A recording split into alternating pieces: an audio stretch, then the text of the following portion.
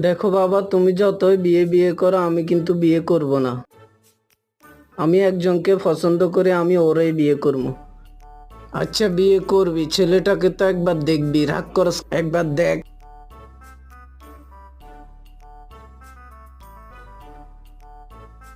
ও wow, ছেলেটার টাকা পয়সা ধন দৌলত কিচ্ছুর অভাব নেই, গাড়ি আছে, বাড়ি আছে। ছেলেটা মাসে মাসে বাইরে ঘুরতে যায়। তুই অনেক সুখে থাকবি মা। এবারকার তুই ভেবে দেখ।